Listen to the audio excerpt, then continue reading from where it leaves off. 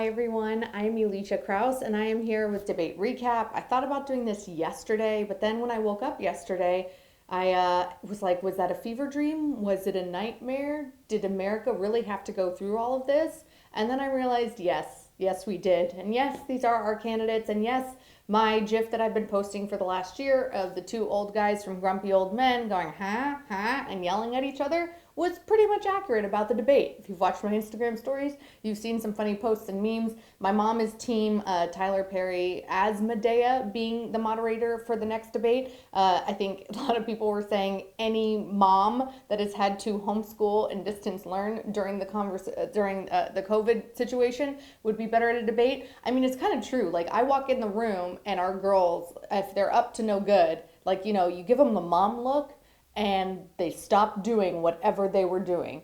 Listen, for the first half of the debate, I actually felt bad for Chris Wallace because it just seemed like Trump was anti him and Biden and interrupted every 5 seconds.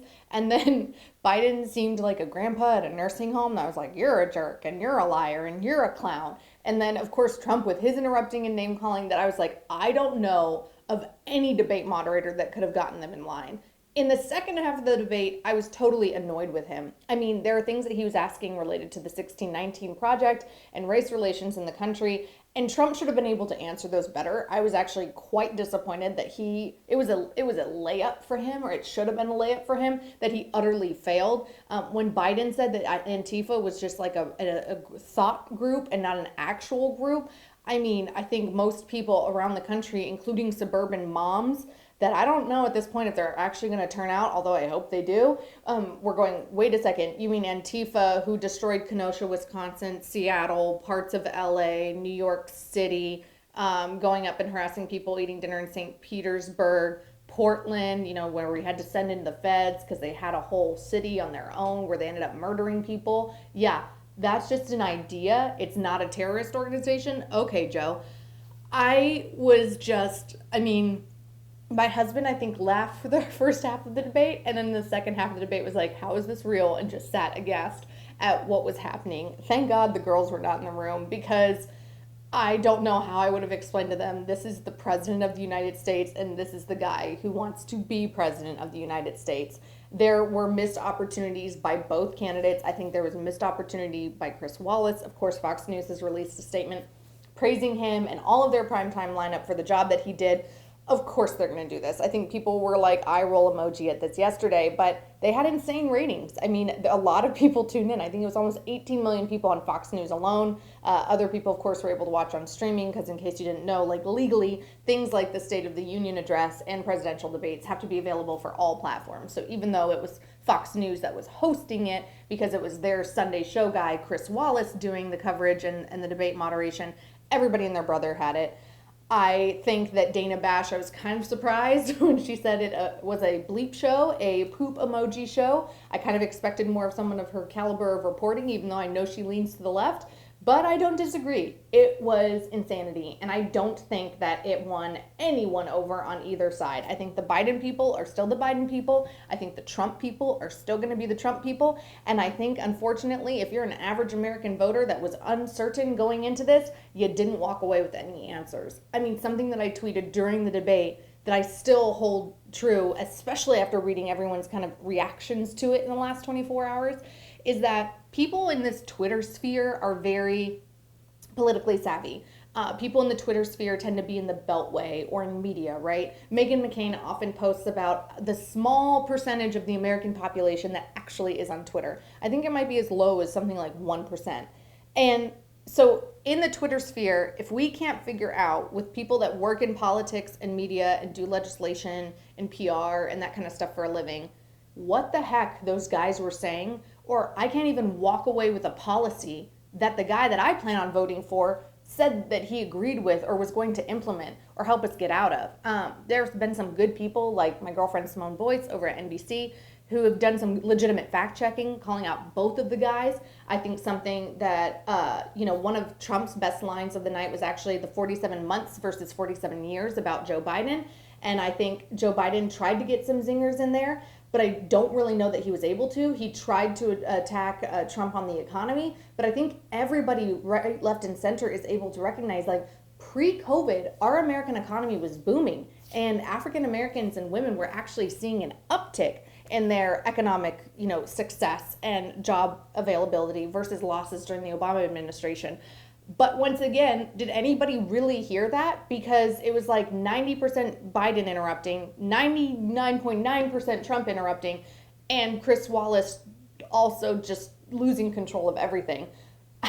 Having been in those situations before, I actually compared it to how I feel sometimes during a backstage Daily Wire Q&A when I'm like, but I have another subscriber question and I can't get a word in edgewise. It'll be very interesting. Of course, the next debate is going to be the vice presidential debate between Vice President Mike Pence and Kamala Harris. Kamala Harris has a lot of media experience. Of course, Pence does as well, although he tends to go on more friendly networks. You could argue that Kamala also goes on friendly networks because she is used to mainstream media favoritism. And listen, this is my biggest problem.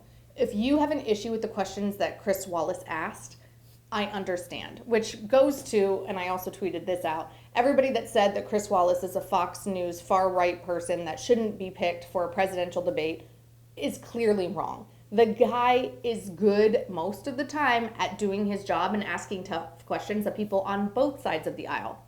And so I knew that going into it. Like, Chris Wallace isn't the person that you should nitpick about hosting a presidential debate. I could understand people nitpicking if they chose Tucker Carlson, right? But they didn't. They chose Chris Wallace. It makes sense. He's done it before. He typically is nonpartisan, and he does a decent job at his job of going after both sides.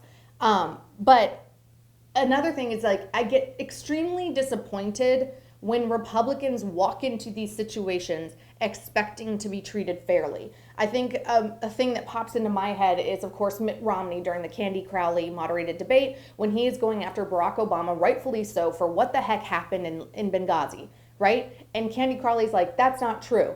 And Romney should have doubled down. There's so many things that he could have doubled down on. I think that he's a decent human being, even though I might disagree with him politically, and I know I'll probably get flack for that. He's a decent human being, and that's probably why he's not president of the United States, because he didn't double down on the truth when he should have and could have, and when the mainstream media was against him on the national stage, on live television. So even before Mitt Romney, I mean, there are times when Sarah Palin and John McCain were asked gotcha questions by the mainstream media.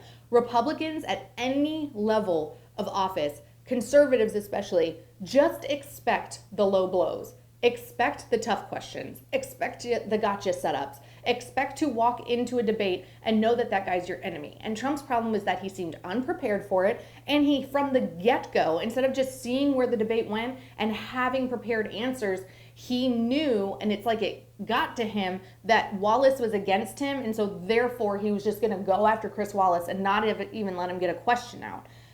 So, of course, the Presidential Debate Committee is now saying that they're going to change the rules. They're considering if one of the candidates interrupts the other candidate, making sure that the mic is cut. I think that there could be things that could change.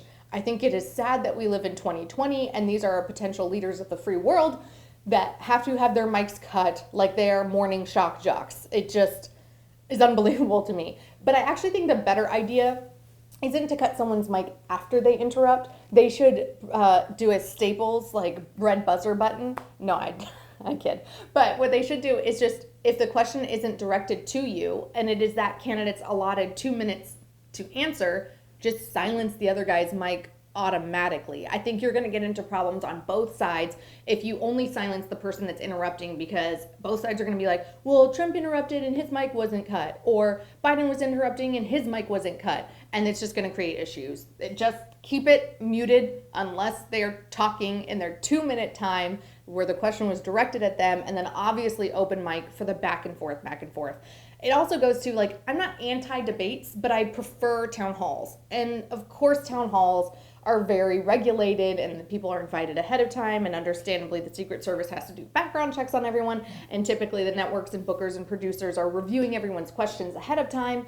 But there's something when it's a real voter asking, say, the nurse earlier in the primary, which seems like a decade ago, who was asking Bernie Sanders, like, hey, I agree that healthcare is unfair, but what you're proposing would mean that me and all of my friends and family lose our jobs. That's a good question. It's a legitimate question. It's not a gotcha question. It came from a real voter. Or you could have a woman asking Donald Trump, what are you doing to help the economy during the time of COVID? And why do you want to send kids back to schools? Like when questions like that come from voters themselves, I think it just creates an opportunity for real people to ask real questions that are being or that are impacting real Americans. And listen, I care about climate change as a whole. I care about, especially as a Christian, I think it's important to be a good steward of our country. But the Paris Climate Accord was not good for the United States. And Trump was accurate in saying that countries like India, Russia, and China do not give a you know what when it comes to pollution, and they do nothing, and they continue to pollute the planet, and we are going to get the worst end of that deal. I think he could have said it a little better. I've heard some people say that his answer on climate change was like amazing. But let's be honest, if you're in the Rust Belt, if you're in the Bible Belt, if you're locked up in your apartment in New York City and maybe jobless because of how Cuomo and de Blasio have handled the COVID situation there and how awful it's been, are you really concerned about people requiring you to have an electric car that you may or may not be able to afford? Or are you worried about putting food on the table and being able to send your kid to school? There's other things like that. There seem to be just these high level kind of questions that I think that people in media and in the Beltway and in the White House and in the campaigns kind of forget about the little guy. They forget about what questions should be asked that are going to affect the little guy, and what do people really want to hear? What do the average voters really think about it? So it'll be interesting to see the Kamala Pence debate. I think it's going to be much more staid. I think it's going to be much more calm. Pence is not the kind of guy that's going to go after Kamala, and I think he's politically savvy enough. Let's not forget, he's been in politics for a long time. He was previously governor of a state. He served on, the executive level at the state level. He served on the executive level now for almost 4 years at the federal level as vice president of the United States. He's done a lot of international travel, and he's worked with a lot of people. I think that Pence is going to be calm enough and understand that anything that he does to kind of attack Kamala, the Biden campaign will take and use as an attack on women, and not just as an attack on her. If it's an attack on her, it's going to be an attack on all women. I think Kamala would be best, and I hate giving advice to her because I don't like her as a person or a politician, but I think Kamala would be best to just direct answer the questions and tie it every single time back to President Trump, and not go after Mike Pence for his religious beliefs like she's done with people in the past, or go after him for his family, or even that much of his record. She just needs to keep pivoting and talking about why Biden is better than Trump, which I don't know if she's going to be able to do that well, because she tends to make speeches a lot about herself. So that's happening in like 7 days. And then what are we, like 14 days from the second presidential debate, which some people think ain't going to happen. I think that it will. We shall have to wait and see. Let me know in the comments, after you subscribe, by the way, whether or not you think that the next 2 presidential debates are going to happen. I definitely think the VP debate is going to happen, and we'll have to see how that turns out. So thanks for watching my post-debate recap. Be sure to comment and let me know your thoughts. Is the next debate going to happen? We shall see, and I'll see you guys next time.